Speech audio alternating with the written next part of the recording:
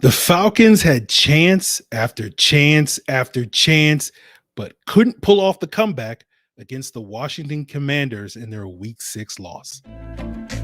You are Locked On Falcons, your daily Atlanta Falcons podcast. Part of the Locked On Podcast Network, your team every day.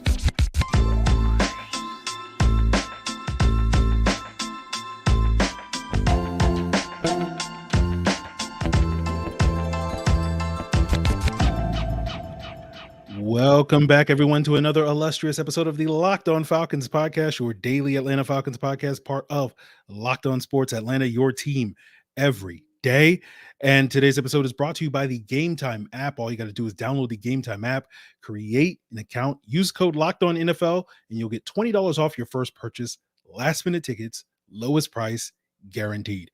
And of course, guys, if you don't know me, I'm Aaron Freeman, your very humble host of this illustrious podcast. People know me as Sirius Black. They know me as Mr. Drew. My friends call me Negative Nancy, but you can call me Mr. Drew. But you can become one of my friends by becoming an everydayer of this illustrious podcast. All you got to do is subscribe or follow for free on YouTube or wherever you listen to podcasts.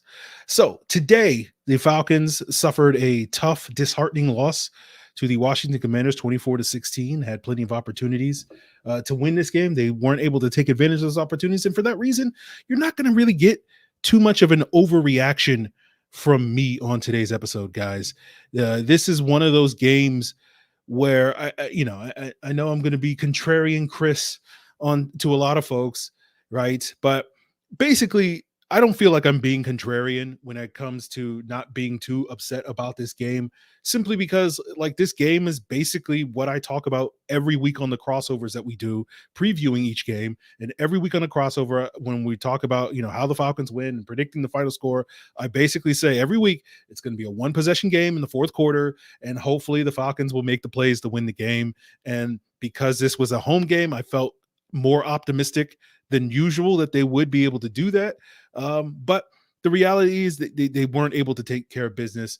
And what's interesting to me is, 5 out of the 6 games that they've played this year have basically come down to that, where it was basically a one possession game going into the fourth quarter or midway through the fourth quarter. The one exception was the Jacksonville game. And 3 out of the 5 times when that's been the case, the Falcons have made the plays and won the game, and twice, previously against Detroit and now today against Washington, they did make the plays.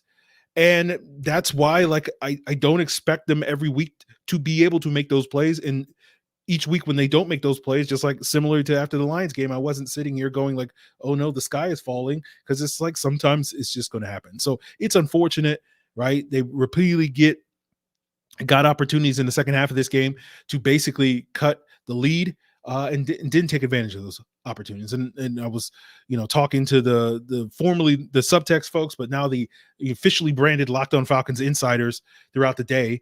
And basically starting with that possession right before halftime, I was like, okay, this is the drive where the Falcons offense gets it together. They go down the field, get points, and they get back into this game. And, they got the ball at the beginning or right before halftime with 5 minutes left to go, right? They had a chance to go down, get points.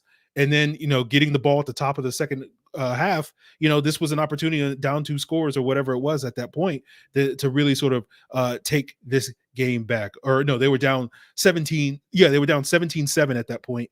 And they had a chance to really kind of storm back into this game and sort of win that middle 8 that you constantly hear people talk about. Last 4 minutes of the first half, the first 4 minutes of the second half. They did get a field goal, right, on that drive to close out. Washington gets a 3-and-out, and then the Falcons get another opportunity to sort of, steal some points there before halftime. But Ridder, nearly throws a pick to Kendall Fuller, where Scotty Miller, he tried to throw it to Scotty Miller, and Kendall Fuller was all over that, almost picked it off.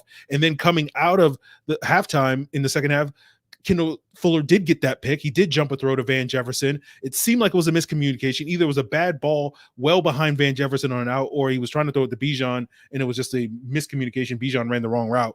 But Fuller picks that off. Washington turns that into points. And speaking of Washington turning that into points, all 3 of Washington's touchdowns today came on short fields, right? They had a 60-yard punt return from Jamison Crowder to start the second quarter that turned into a touchdown. The Falcons got aggressive later in the second quarter, went for it on a 4th and 3 near midfield. They did not convert there. Washington capitalized, able to convert on their own fourth down on the subsequent drive and score points, finishing with a Curtis Samuel touchdown to D. Alford, beating D. Alford on a 7-yard touchdown. And then Ridder's interception at the start of the second quarter, Brian Robinson was able to, and Washington was able to capitalize on a screen pass, a 24-yard screen pass that wound up being a score. And the issue is consistently this defense throughout the first 5 games of the season has gotten stops in those instances, and today they didn't, right? Previously, they would force teams to settle for field goals or force punts. They didn't quite have that today. And again, I'm not mad at defense. We'll talk later about, some of the things that I liked about the defensive performance on today's episode. They gave the offense plenty of opportunities, especially in the second half, to get back into this game, and the offense didn't take advantage of that. So after that, Brian Robinson touchdown, Washington goes up 24-10 at the start of the third quarter, and the Falcons put together a nice drive at the end of the third quarter, beginning of the fourth quarter, cut the lead to 24-16 with the touchdown capped off by Jonnu Smith. They got their fourth down conversion in the red zone on a pass to Mac Hollins, and Arthur Smith, after the Jonnu Smith touchdown, decides to go for 2. I would have personally kicked the field goal there, but I'm not mad at the decision to be aggressive in that situation. Again, I don't know. Again, I'm not going to sit here and say that cost the Falcons, but certainly it was part of the things just weren't right, sort of feeling that you got. And they had 2 tries to get the 2-point conversion because it got a penalty on the first try, but they weren't able to convert, right? I'll be curious at the analytics folks, what they say about that decision to go for 2 there, if they have any grievances with that. But then they get another opportunity to score on their next possession after a defensive stop. You get a roughing the passer call on Cody Barton, where he goes high on Desmond Ridder. You get a new set of downs. You miss a touchdown throw to Michael Pruitt in the back of the end zone on a rollout. Then you get a delay of game penalty, right? This was kind of the killer. This was kind of the thing that embodied that something was off with the Falcons today, right? And then you get nearly get another delay of game penalty on the very next play on a 3rd and goal, right? And Ridder throws the pick on that play, and that looked like potentially another miscommunication between him and Drake London on that particular play. But he certainly, Drake London was over here and he was throwing it over here, and it was like, okay. But Washington takes over at that point with like 5 minutes to go, and it seems like the game is over at that point because Washington just kind of has to bleed time and they'll take care of business. But the defense again gets another stop. You get another chance to get the tie the game with 3.5 minutes to go, and Ridder misses a throw to Jonnu Smith. He tried to escape the pocket, gets sacked, sets up a 4th and 8. They go for it again. Could they have punted the ball? Sure. Again, I'm not mad at Arthur Smith for being aggressive, trying to win the game, at least at this point in time. Maybe I was a little bit bothered by the previous instance of trying to win the game. But either way, again, you settle for the extra point there. I don't think it changes the outcome of this game by any means. But you go for it on 4th down. The pass is broken up to Kyle Pitts, right? Then the defense gets another 3 and out, right? It's crazy. They kept getting opportunity after opportunity after the 2-minute warning, right? Ridder hits 5 passes in a row, and I'm just sitting here going okay, this is like last week at the end of the game where Ridder is hot and hits the throws, and we get the points. We move the ball 60 yards on 5 consecutive completions for Desmond Ridder. Then they spike it, and then they get the procedural thing again. Right? You have to burn your final timeout to avoid another delay of game call on the 3rd and 1. And then you try to run a slant to Bijan Robinson. He doesn't necessarily run an ideal route. And Jamin Davis sort of picks it off. Right? And so as I break it down, you clearly can see that Desmond Ridder needs to make a few more throws. Right? This is easily a win if he just makes a couple of throws in this game, 1 or 2 more throws, or at least sends it into overtime, where it could again easily be a win. So again, that's why I'm not overreacting to okay, they lost. But it's a couple of plays here or there, and this easily could have won. So I think it's things that they got to clean up. Again, I think getting the plays in quicker so that they're not getting those procedural delay of game calls is something that they need to work on, but that's a relatively easy fix. That's not something that, all of a sudden we have to completely throw the baby out with the bathwater, so to speak. So, again, Ridder got to play a little bit better, and we'll see what the film says. But watching it live, I'm not convinced those 3 interceptions are really on him, or at least totally on him. I feel like the wide receivers could have done a lot more to help him out on those 3 particular plays. So I get why it's disheartening for a lot of folks coming off of this loss, whereas I know a lot of folks expected, given where Washington looked like a week ago on that Thursday night game, that this was a very, very winnable game for the Falcons. But again, I thought when we started this 2-game homestand against Houston and Washington, that this was going to be the tougher game for the Falcons to win, because I just didn't think Washington was as good a matchup for the Falcons as Houston was, right? So, Washington gave the Falcons plenty of opportunities. They kept serving it up, right? Like, hey, Atlanta, you want to win? You want to steal this win from us? And Atlanta was basically like Lucy and Charlie Brown with the football. And instead of like Lucy pulling the ball away, it was just like Charlie Brown just kept whiffing on the kick. Like Lucy was like, "You going to kick this ball?" And like Charlie Brown's like, "Oh, So like that's what it felt like today. So in the large scheme of things, like I feel like we can get Charlie Brown on track. Right. Like, again, this is a relatively minor fix compared to some of the other issues that we've had to deal with in past weeks. So we'll talk about the defense. We'll talk about the pass rush coming to life as we continue today's Locked On Falcons.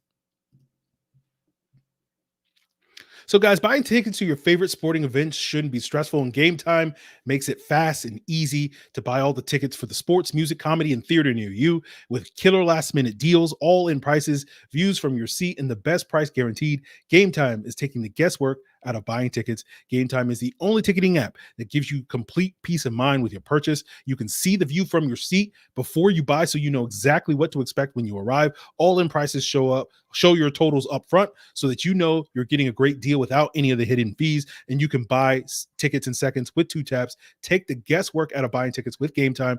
Download the Game Time app, create an account, use code LOCKEDONNFL for $20 off your first purchase. Again, terms apply. Again, create an account, redeem code LOCKEDONNFL for $20 off. Download Game Time today. Last minute tickets, lowest price guaranteed.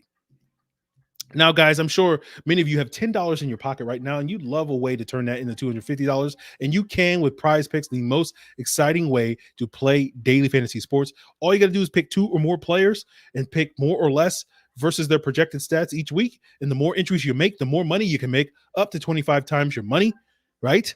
And Prize Picks, it's quick, it's easy. You're only going up against the projections. You're not going up against any other players. I like to go more on Bijan's rushing total projections. That did not help me out today, but you can take advantage of this quick and easy way to turn $10 into $250 by going to prizepicks.com/LockedOnNFL and use code LockedOnNFL for a first deposit match up to $100. That's prizepicks.com/LockedOnNFL and use code LockedOnNFL. Prize Picks is daily fantasy made easy. So, guys, like I said, it was an uncharacteristic day for the defense just because they gave up 3 touchdowns on the 4 instances where Washington had favorable field position. All 3 of Washington's scoring drives came when they started with the Falcons' 11-yard line after a big punt return from Jamison Crowder. Then they got the ball at their own 48, Washington's own 48 after that turnover on downs.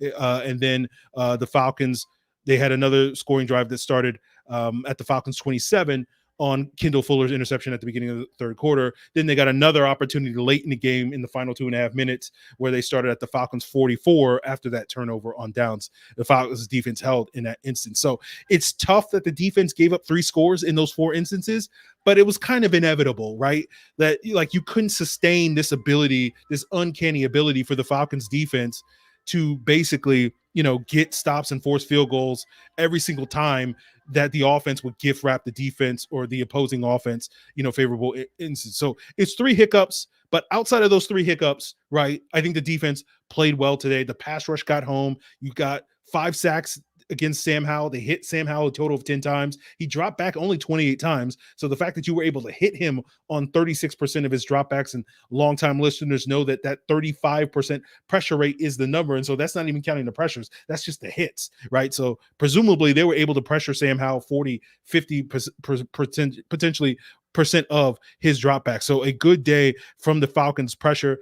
They couldn't really keep Terry McLaurin in check despite that pressure, right? He finished the game with 6 catches for 81 yards. He just continues every time we play Terry McLaurin like he is a thorn in our side. But we'll one day we'll figure that out. We'll figure it out. But outside of Terry McLaurin, and those three hiccups, right? Like the defense played well today. I thought Calais Campbell had his best game of the day, got his 100th sack of his NFL career, and did as he promised, busted out the dirty bird to celebrate. You also got sacks from 1.5 sacks from Bud Dupree, 1.5 sacks from Arnold Ebiketie, and a sack from Grady Jarrett. No sacks for David Onyemata, but he did get a quarterback hit, as did Lorenzo Carter. So, pretty much everybody that's anybody on the defensive front was able to get after Sam Howell today. I know there's been a lot of talk about Arnold Ebiketie's usage elsewhere within the fan base. I haven't really weighed in on that and not going to necessarily go too deep into that. I will basically say I don't think Arnold Ebiketie's usage this year has been a major problem for me based off of what Arnold Ebiketie has put out on film this year, nor based off of the other, to me, much more pressing issues that the defense has to sort of deal with. But I know that's led to a lot of folks, some folks clamoring for the Falcons to trade for Arnold Ebiketie, which to me is ridiculous, but also a lot of folks clamoring for the Falcons to acquire some edge rusher, right? Whether that's Frank Clark or Randy Gregory or trading for Danielle Hunter or somebody else. And I just think those people are kind of setting themselves up for disappointment. I don't think the Falcons are going to make a big splash for an edge rusher. I really don't think the Falcons are going to really add any help at that edge rusher position. It kind of goes back to a similar conversation we had back in June when we first discussed, the plausibility of trading for Danielle Hunter. And it was like, I'd be very surprised if the Falcons made that trade for financial reasons, not because, they couldn't use the help or anything like that. But this will probably be something that we can take a deeper look in potentially on the All 22 review on Tuesday night / Wednesday morning. But if the Falcons are going to acquire some defensive line help, I don't think it's going to be an edge rusher. I think it's going to be some interior help. We saw today, we got the fourth different backup D-tackle combination through 6 games this season, with LaCale London and Albert Huggins being active as those backups behind Grady Jarrett and David Onyemata. Taquan Graham and Elianko were inactive. We've seen Timmy Horn in the mix as well off of the practice squad. And it just seems like they're kind of churning that group to try to find some guys that can keep David Onyemata and Grady Jarrett fresh. We did get to see more of Calais Campbell on the inside, which did allow for more of Arnold Ebiketie get those opportunities on the edge. So that's part of the reason why I think all the Arnold Ebiketie talk is much ado about nothing, right? But it's very clear to me that the Falcons have 5 pass rushers that they trust in those passing situations: Jarrett, Onyemata, Campbell, Dupree, and Arnold Ebiketie. And so I get why fans aren't content with the current state of the edge rusher rotation here in Atlanta with their 5-man rotation, which is Dupree, Carter, Campbell, Harrison, and Ebiketie. I think the Falcons are definitely very comfortable with that group, and that's why you're probably not going to see that much more of D'Angelo Malone the rest of the season, or the Falcons making a big addition at that position. But the interior group, because you're seeing all this churning day to day, game to game, that to me tells me that the Falcons are not particularly happy with that group, and that's where you're more likely to see the Falcons address that position. And it'll be interesting to me, because I noticed that DeMarco Hellams once again got some action at that dime safety, potentially over Jalen Hawkins. We'll see what the snap counts look like tomorrow. But it was also notable to me that Micah Abernathy was elevated from the practice squad yesterday to play in this game, and he served as a personal protector instead of Hellams on the punt team. So it does feel like maybe there's an opportunity for Hellams to get more opportunities on defense, which may be at the expense of Jalen Hawkins, which may lead to Jalen Hawkins being shopped. We got the trade deadline 2 weeks from now. So, I know one team out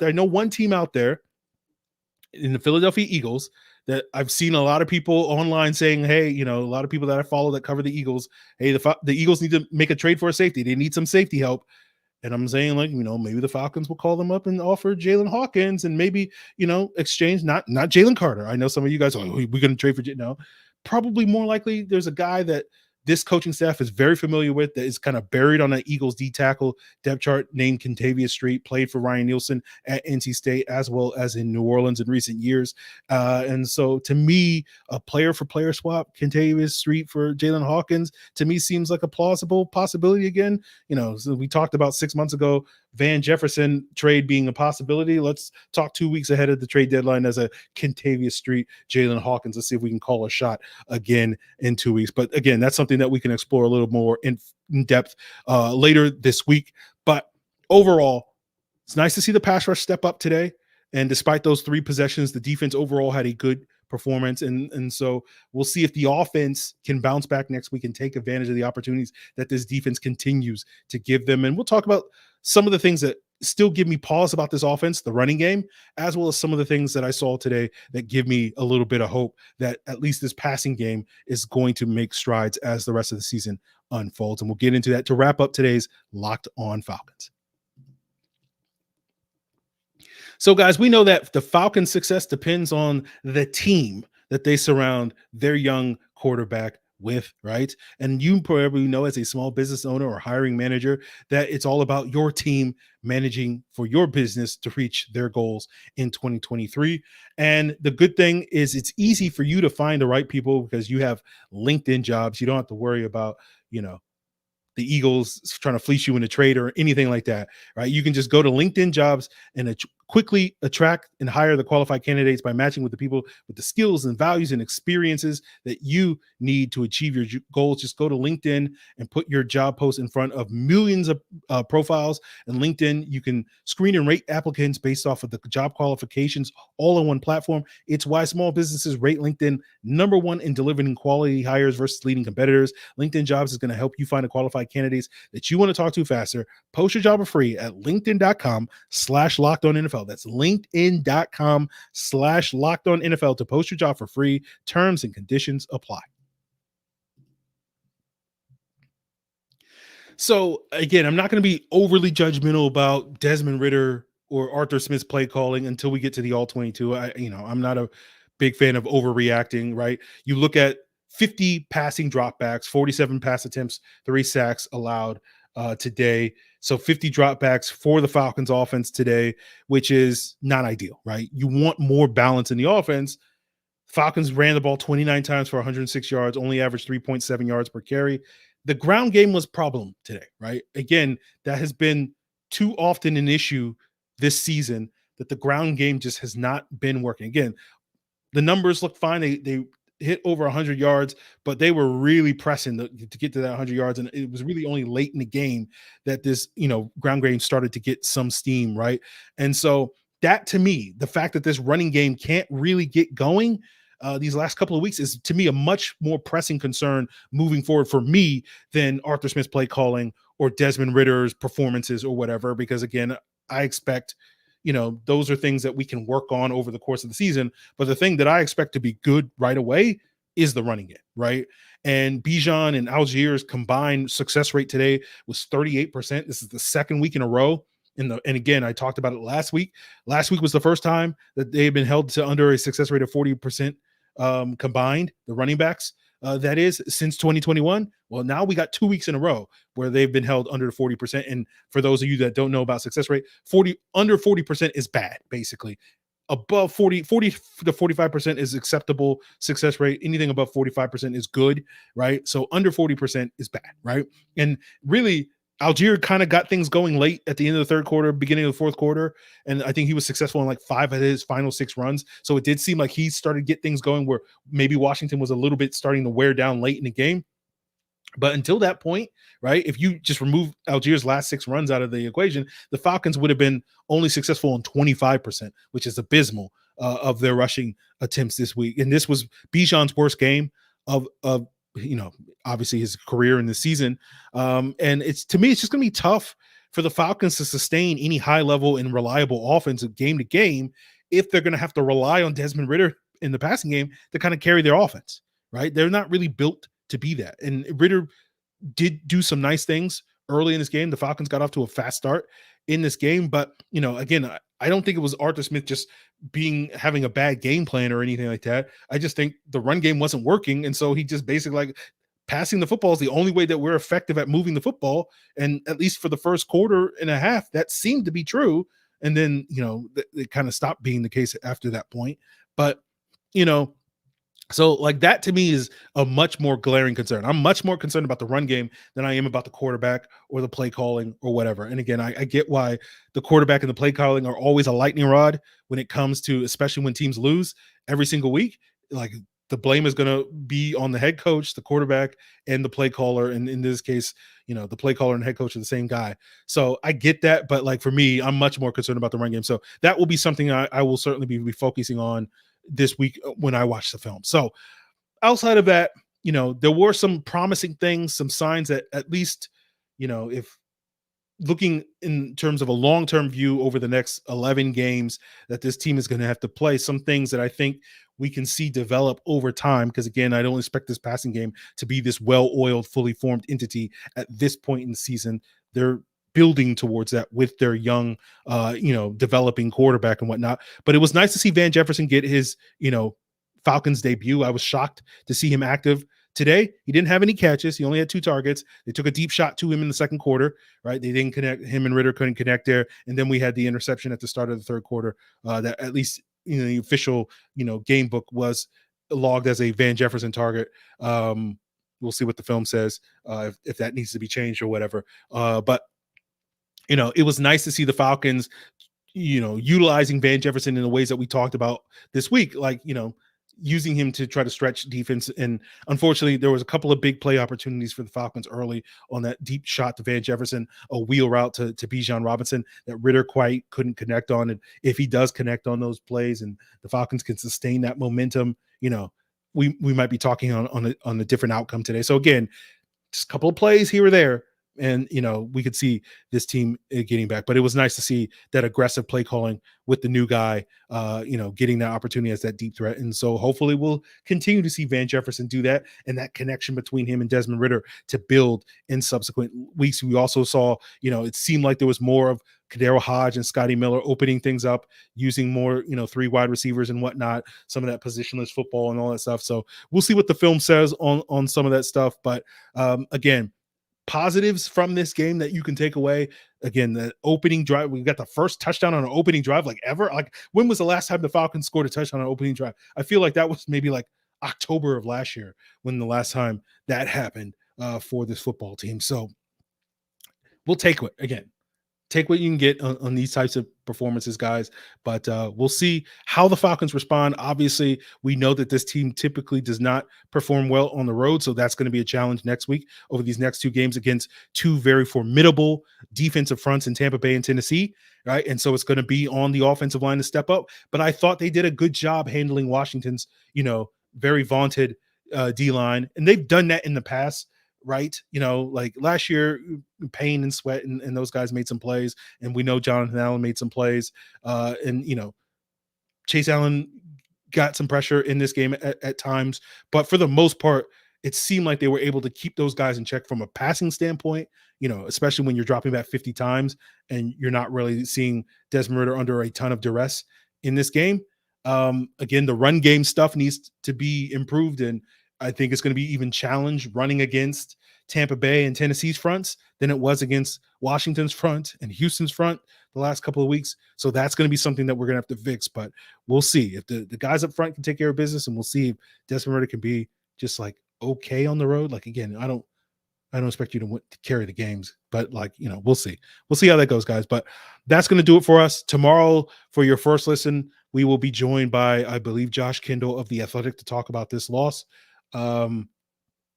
And then, of course, later this week, we'll break down the film. If you have any feedback, of course, you can hit me up via email at lockedonfalcons@mail.com. But check out this subtext, the Locked On Falcons Insider. Become a Locked On Falcons Insider by joining the subtext links in the description below. You get that one-on-one communication. You get my insights pre-post and in game, as well as access to the extended all 22 review. So that's another great way to submit questions for future episodes and provide your feedback, guys. So hopefully the Falcons will figure it out next week. We'll see what the film says. We'll see what Josh Kendall has to say. Continue to make Locked On Falcons your first listen. Continue to make Locked On NFL your second listen. Check out what's going on with the other 31 NFL teams or 27 NFL teams that played on today by checking out Locked On NFL as your second listen. It's all part of Locked On Podcast Network, your team every